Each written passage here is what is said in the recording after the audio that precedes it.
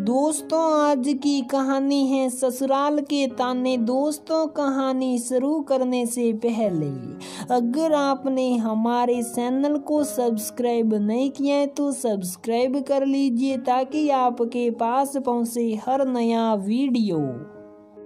जिया आ गई कॉलेज से। एक काम कर लो, मैंने चाय बना दी है, तुम भी ले लो और भाभी को भी दे आओ। मधुरिमा जी ने अपनी बेटी से जिया से कहा।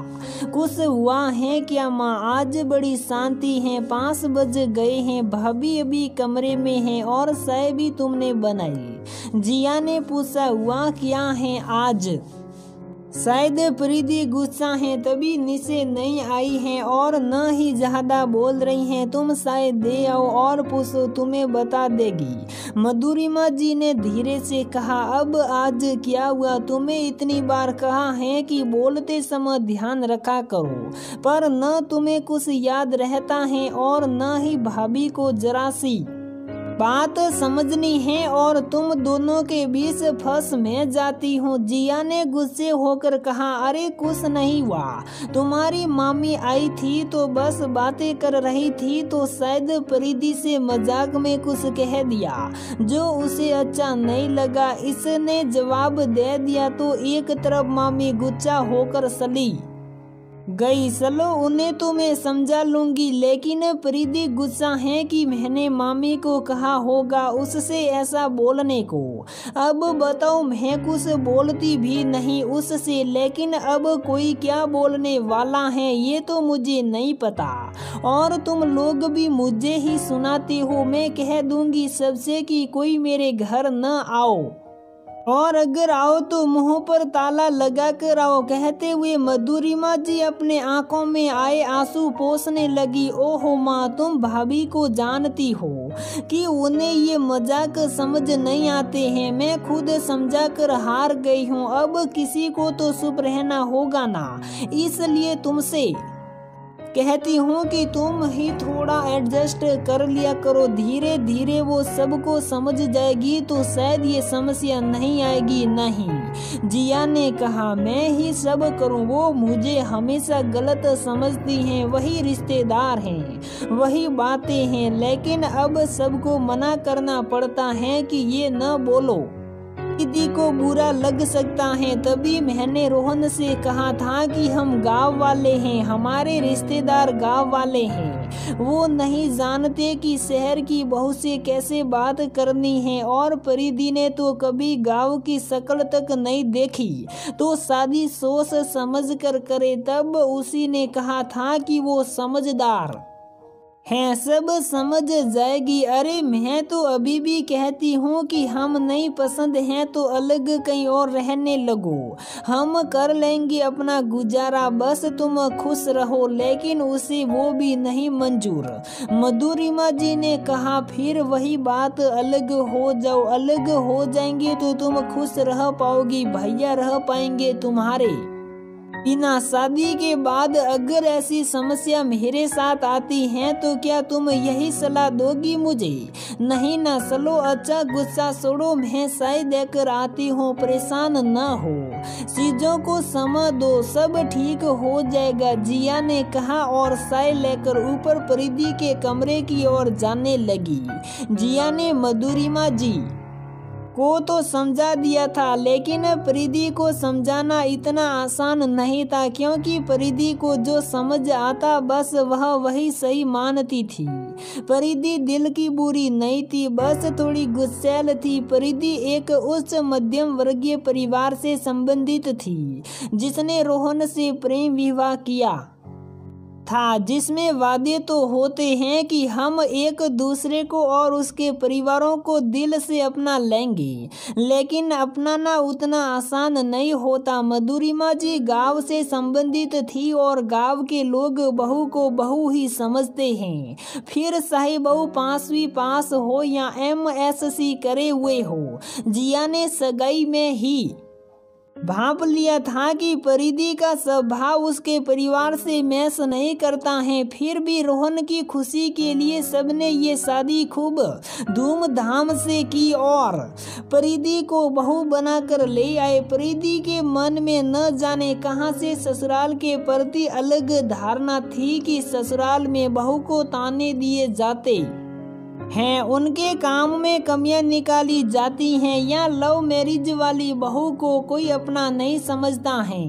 कहते हैं ना कि आप जैसा सोचो आपको वैसा ही नजर आता है, और अगर आप हर जगह कंपेयर करोगे तो आपको चीजें कभी सही नहीं लगेगी। परिधि से कोई कुछ भी कहे वो अक्सर गलत मतलब निकाल देती थी। गांव के लोग अधिकतर नई बहू से अजीब तरीके से बातें कर देते हैं, क्योंकि उनके बात का लहजा ही ऐसा होता है। लेकिन जिया और मधुरिमा सबको बोलकर रखते थे कि परिधि से घुमा फिरा कर बात नहीं करना, जो बोलना हो सीधे बोलना। लेकिन परिधि को इसमें भी कमी लगती थी। मतलब कुल मिलाकर वो जो मन में ससुराल के लिए छवि बनाई थी उससे बाहर ही नहीं निकलना चाहती थी। लेकिन इन सब में एक बात अच्छी थी कि परिधि जिया की बात समझती थी और मानती भी थी। तो जब कुछ ऐसा हो जाता तो जिया की आफत आ जाती परिधि को समझाने में। आज भी जिया गई परिधि के कमरे में तो परिधि एक किताब लेकर बैठी थी। क्या पढ़ रही हो भाभी?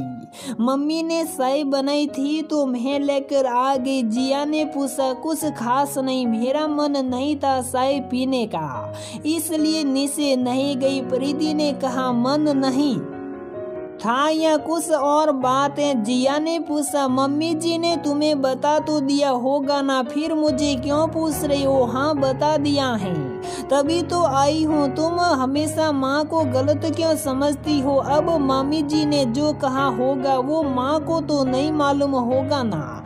और फिर तुमने जब उन्हें जवाब कह दिया तो माँ से क्यों नाराजगी? जिया ने पूछा। तुम नहीं समझोगी क्योंकि तुम्हारी शादी नहीं हुई है। जब शादी होगी तब मैं पूछूंगी तुमसे ये सब। और फिर तुम ही बताओ कि मैं भले ही सुबह जल्दी नहीं उठती लेकिन काम तो सारे करती हूँ ना। फिर मामी जी को मुझे ये बोलने की क्या जरूरत है कि बहू को जल्दी उठाना चाहिए? और उन्हें ये बात किसने बताई होगी? परिधि ने कहा। फिर वही, अरे मामी जी ने ऐसे ही कह दिया होगा, उन्हें आपका थोड़ी ही पता होगा। जिया ने कहा। अच्छा तुम वहाँ थी नहीं, वरना देखती कि कैसे मुस्कुराते हुए कहा था और मम्मी जी की ओर देखा भी था। मम्मी जी को जो बोलना हो मुझे सामने से बोले, वो जानती हैं कि ये सब मुझे नहीं पसंद। परिधि ने कहा। देखो भाभी, पहली बात तो आप जो सोच रही हो वो गलत है, उसे आप दिमाग से निकाल दो। मम्मी खुद परेशान है कि आपको बुरा लगा है। आप समझ दो, आप को सब समझ आ जाएगा कि कौन कैसा है। जिया ने कहा और परिधि को चाय दी और दोनों ने चाय पी और फिर नीचे आ गई। परिधि का गुस्सा ज्यादा देर नहीं रहता था और शायद इसीलिए घर का माहौल जल्दी सही हो जाता था। लेकिन जब जिया की शादी हो गई तो ये जल्दी सही नहीं हो पाता था। जिया की शादी के बाद परिधि का मन नहीं लगा तो जिया के ससुराल पहुंच गई उससे मिलने। जिया बहुत खुश हो गई।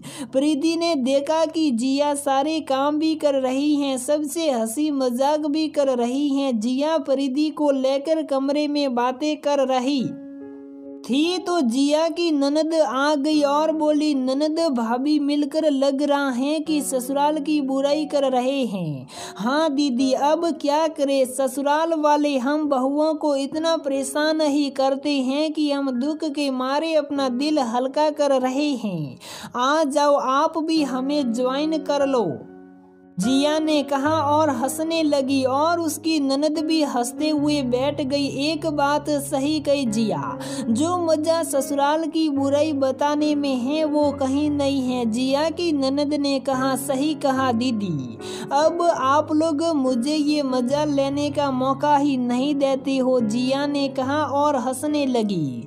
तभी जिया की सास आ गई और जिया से बोली, अच्छा यहाँ पर बैठकी लगी हैं तुम लोगों की, भाभी को कमरे चुपचाप बैठा रखा है जिससे हम बात न कर पाए। नहीं मम्मी जी, वो नीचे सब लोग बैठे थे तो मैंने सोचा कि ऊपर ले आऊं, प्रीति ने कहा और धीरे से अपनी जगह से उठा गई और सास को बैठने को इशारा किया। अरे कोई बात नहीं, और तुम बताओ बिटिया कैसी हो, समदन जी की कैसी हैं? उनसे कहना जिया की चिंता न करे, हम उसका पूरा ख्याल रखेंगे, जिया की सास ने प्रीति से कहा। जी आंटी जी, सब लोग ठीक हैं, प्रीति ने रुके मन से कहा, जिसे जिया ने भांप लिया। जब सब चले गए तो जिया ने प्रीति से कहा, क्या हुआ भाभी, कुछ परेशान हो? नहीं सब ठीक है। अब तो तुम्हें मेरी स्थिति समझ आ रही होगी ना कि कैसे ससुराल वाले ताने देते हैं। बात बात पर प्रीति ने कहा, ताने किसने दिए भाभी? जिया ने कहा, अच्छा अभी तुम्हारी ननद और सास ने तुम्हारे मुंह पर तुमसे कैसे कहा और तुम्हें वो समझ नहीं आया? प्रीति ने कहा, क्या कहा भाभी, वो तो मजाक कर रहे थे, और फिर आपको कैसे लगा कि ये ताने थे? भाभी जब हम कुछ गलत नहीं करेंगे तो कोई हमें ताने क्यों देगा, है ना? घर पर रोज बहुत सी बातें होती हैं जिसमें कभी कोई बिना सोचे समझे भी बोल देता है और कभी कभार तो सामने वाला क्या बोलने वाला है उसे भी नहीं पता होता। तो ऐसे में अगर हम हर बात का गलत मतलब निकालने लगेंगे तो हम अपना ही चैन सुकून छीन लेंगे। अगर कोई हमें जानबूझकर गलत कहेगा तो हम उसका जवाब दे सकते हैं, लेकिन अब घर में होने वाली हर छोटी बात का बवाल बनाना तो सही नहीं है, जिया ने कहा। प्रीति जिया की बात सुनकर सोच में पड़ गई कि हमेशा वो सोचती थी कि जिया की शादी के बाद देखेगी कि जैसे जिया उसे समझाती है जब उस पर आएगी तब क्या होगा, लेकिन आज सामने ही देख लिया कि जिन छोटी छोटी बातों को वो ताना समझती थी और बिना मतलब मुंह फुलाकर बैठ जाती थी, वो तो ससुराल में होने वाली साधारण बातें हैं और जिया कितने आराम से बिना गुस्सा किए उनका जवाब देती हैं और उसके ससुराल वाले भी कितने खुश हैं जिया से। प्रीति ने सोच लिया कि आज के बाद वह भी कोशिश करेगी कि छोटी छोटी बातों का बवाल न बनाए और उन्हें समझने की कोशिश करे। जिया के ससुराल के एक चक्कर ने ही प्रीति में बदलाव ला दिया और इसका असर मधुरिमा जी को तुरंत ही दिख गया। जब प्रीति पहली बार कहीं से आई और वहाँ की सिर्फ तारीफ करती रही, फिर मधुरिमा जी प्रीति में आए इस बदलाव से बहुत खुश हो गई और उनके परिवार में खुशियाँ वापस लौट आई। तो दोस्तों हमारी ये कहानी यहीं पर समाप्त होती है। अगर आपको हमारी ये कहानी पसंद आती है तो वीडियो को लाइक करें, शेयर करें और हमारे चैनल को सब्सक्राइब ज़रूर करें।